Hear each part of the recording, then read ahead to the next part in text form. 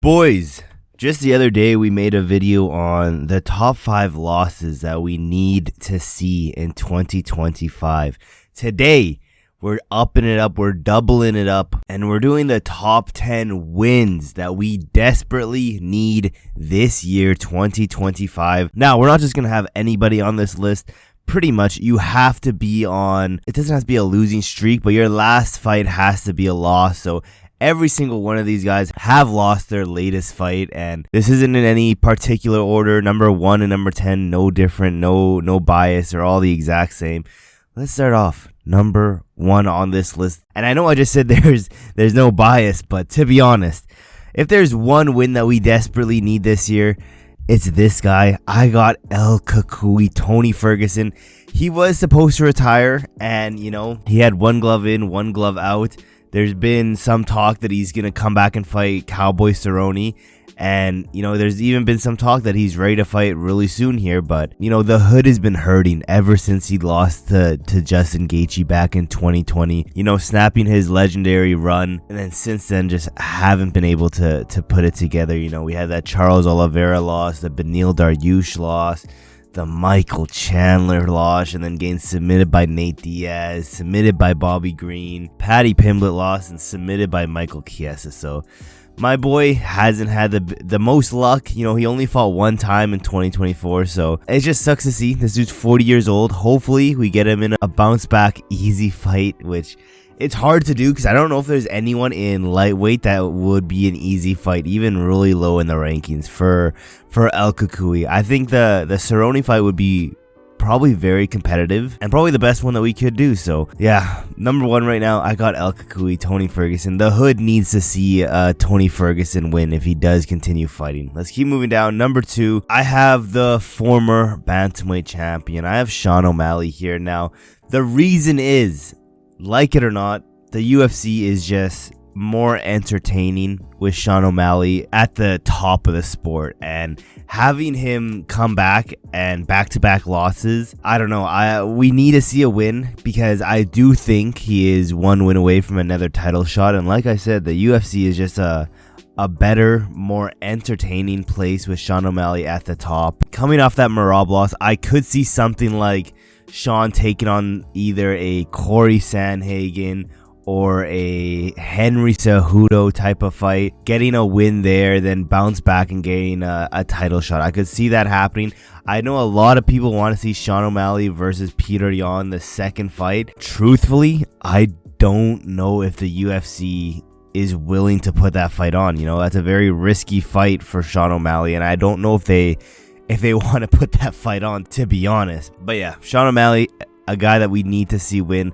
Same thing with this next guy. I also have, for that third spot, I have Israel Adesanya. Like I said with Sean O'Malley, the UFC is just a better place with Israel in the UFC, because I do think if he does lose his next fight against Imavov, I think he's retiring. That'd be 3 losses in a row, and I just don't think Izzy would continue fighting. I think he would retire in the UFC if he does lose to Imavov, in my honest opinion, because I do think what could happen is, I honestly think I would pick Izzy to beat Imavov, and after that, the UFC is definitely going to give him another title shot, which at that point in time, I could see the champion being Chimaev, and I could see Izzy versus Chimaev, and if he loses that, retiring. So I honestly only see 2 more fights left in Israel Adesanya's career maximum. So if he does win, we get another fight out of him. If he loses, I don't think he fights anymore. So that's why I have Izzy here. Let's keep moving down. Now,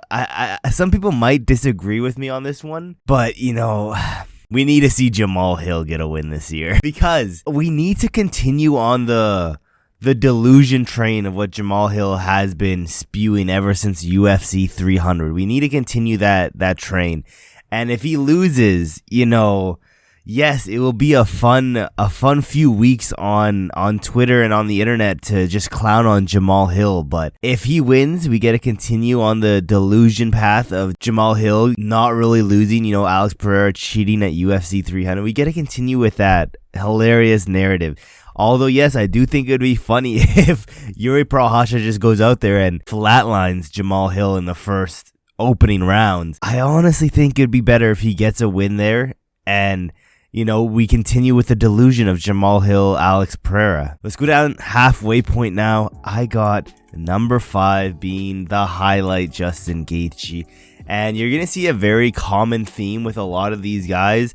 I just think we have a very select few fights left for Justin Gaethje here. You know, I think if he comes back, whoever he fights next in 2025, I think if he loses that fight, he retires. He's been saying it for a while that he's only here for, you know, a run at the belt. After that, he's done. He only has a few fights left. Coming off that, honestly, taking a dumb amount of time off his life at UFC 300, that knockout loss. I don't know how much longer we have with Justin Gaethje in the UFC. I think we have maybe, you know, 2 to 3 fights maximum. I would say 3 fights maximum, and, you know, 1 fight minimum. I think, like I said, if he loses his next fight, he's done. With that being said, if he wins his next fight, he's either 1 fight away from the belt, or I could see the UFC just giving him a title shot. That being said, again, with a lot of these guys, the UFC is a better place with Justin Gaethje in it. The highlight for a reason. So I have Justin Gaethje here, someone that we need to see win in 2025. Let's go down.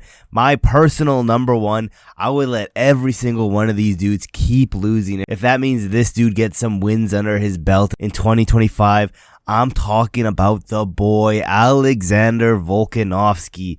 He's coming off back-to-back knockouts, and you know, am I saying I would sacrifice my newborn child to see him come back and get the belt back off of Ilya? I'm not saying yes, but I'm also not saying no, if you know what I mean. But yeah, the hood needs Alexander Volkanovski to get a win back, to get his get back in 2025. And honestly, does it need to be against Topuria? It doesn't need to. It would be great. But I just need to see this dude get on a win streak in 2025, to be honest. I need to see the old Alexander Volkanovski back. He's had some time off to recover from the back-to-back knockouts. I'm praying we see a new, rejuvenated Volkanovski, but, you know, man can only dream. Let's keep moving down. Number 7. This one, I feel like a lot of people can agree on this one. It's been a hard few years watching this dude fight. Hasn't won since 2022. I'm talking about the boy Bam Bam Tuivasa. You know, he's currently on a 5-fight losing streak. Every single one of them, except for his latest one against Jairzinho Rozenstruik, has been by finish. And it's time that the boy Bam Bam gets a win in the UFC. You know, he's 1 loss away from being shipped out to that new organization with a bunch of unks in it. So he needs a win here. We need a 2025 Bam Bam Tuivasa highlight reel KO. And to be honest, this boy just needs to lock in. No more Taco Bell in the walkouts. We need to be very strict on our diet. We need to be focused. No more training in the... What was it? Where was he training? What gym was he training? Like an LA Fitness or something like that. We need to be locked in for 2025. That being said, we got 3 more dudes left. Number 8. Again, a guy that just makes the UFC a better place. He's not the biggest name. He's also not the most highly ranked guy. But that being said, he has a fight coming up in UFC 311. He's on a 2-fight losing streak. I'm talking about the boy Johnny Walker.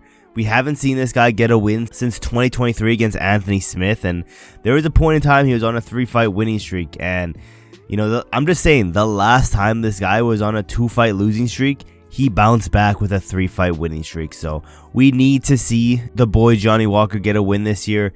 You know, last year was very, very tough for him, having back-to-back nasty knockouts, especially that Volkan Oezdemir. I have that as the best knockout in light heavyweight in 2024. It was just a nasty, nasty finish. If you guys haven't seen that finish, I strongly recommend you guys go do so. It was, you feel bad for the boy Johnny Walker, but we need a bounce-back win from my boy. And, you know, he's been getting knocked out too much lately, so I'm getting a little bit concerned. So it's time we snap this skid and we go on another 3-fight win streak. Let's go down. Number 9, 2 more to go to. I think everyone can agree that we need to see a comeback win from the boy Jose Aldo in 2025. You know, he was arguably 1 fight away from a title shot. Then Mario Batista happened. You know, we need to see Jose Aldo get his get back. We need to see this dude go on another run.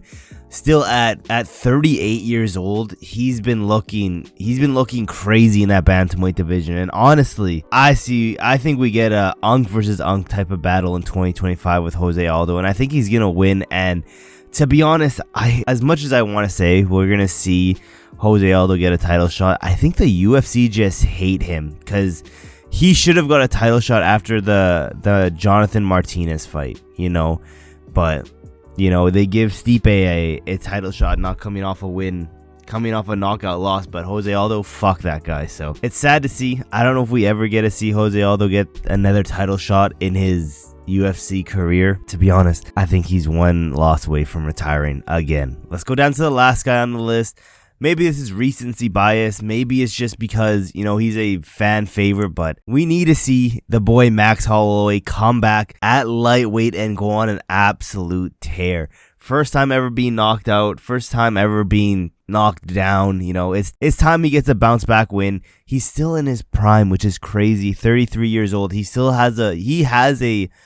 honestly has a chance to have a nice run at lightweight and getting a title shot there. So Max Holloway, I know for a fact he's not done. He's coming back at 155 and he's getting his get back on the entire roster. Those are the top 10 wins that I think we need to see in 2025 in the UFC. Let me know in the comments below. Did I miss anyone? Also, make sure they can't be on a winning streak. They have to have lost their last fight. Let me know in the comments below if I missed anyone.